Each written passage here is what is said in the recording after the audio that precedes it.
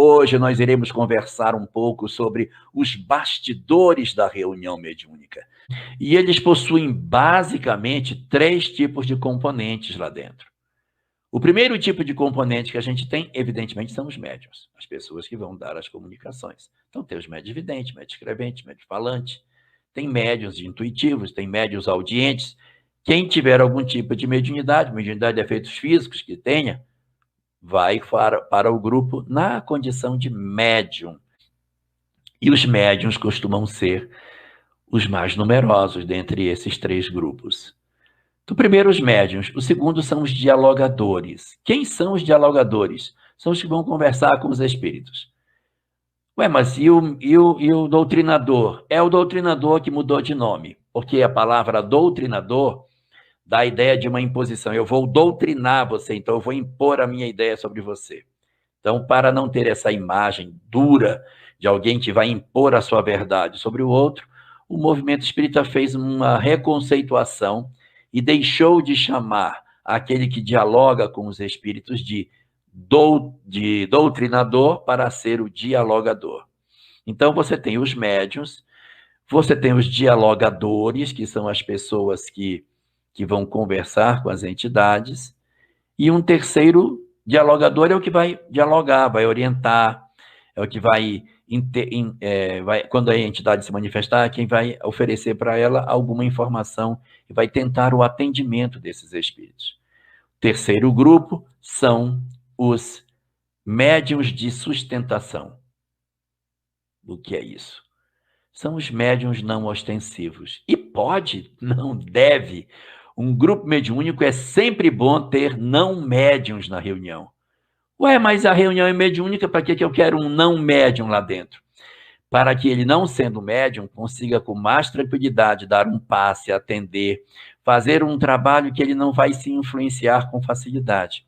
Se todos forem médiums, quando você diz, fulano, dá um passe naquele lá da ponta, no João ali, a pessoa é médium, acaba não tendo uma condição muito serena de transmitir o fluido. Então, eu preciso de gente que nem eu na reunião mediúnica. Gente que não ouve, não enxerga, não sente, não arrepia, não fala, não nada. Que é médium do meu tipo.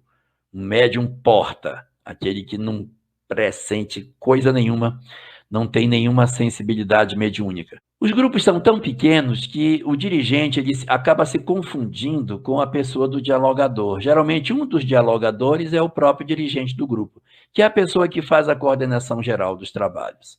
Mas, de maneira mais estreita, o dirigente vai ser um dos dialogadores, não tem uma pessoa que é só o dirigente, ele geralmente dirige e dialoga.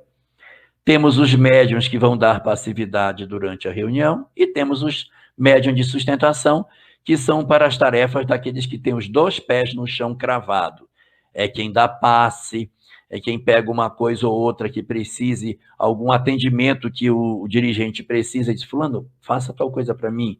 E como ele está sempre lúcido, ele não está nunca envolvido por uma entidade, fica fácil a gente contar com a presença desse companheiro dentro da reunião.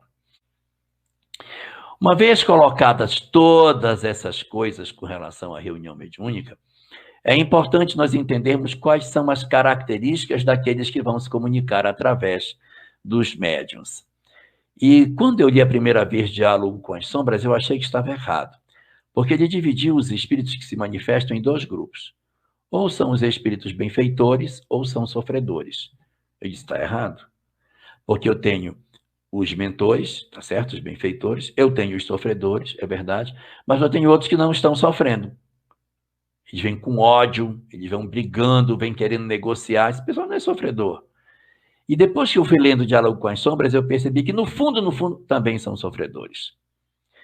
Todas as entidades que se apresentam com força, com autoridade, são sofredores no fundo. São espíritos que sofrem profundamente. E isso, de certa maneira, precisa ser colocado para que você, toda vez que olha uma entidade que se manifesta com determinadas características que não pareçam ser sofredor, precisará ser feito um esforço para olhar por trás da violência que ele tem uma criança que está pedindo socorro. Todo espírito que se manifesta numa reunião mediúnica com muita autoridade, querendo mandar demais na reunião, é porque é um espírito que sofre demais. E ele usa uma capa de coragem, uma capa de autoridade para tentar fazer, através dessa imagem que ele criou de si mesmo, uma percepção de que ele tem poder, que ele tem força. Ele mesmo se convence disso, e isso é uma espécie de blindagem para que ele não acesse as dores profundas que ele tem dentro dele. Então, ele se mostra poderoso e forte para que você não consiga acessar as fragilidades que ele tem dentro de você, que ele tem dentro dele. Então, a estratégia tem que ser sempre lembrar que todos aqueles que não são mentores são necessariamente sofredores, ainda que não demonstrem possuir esta característica.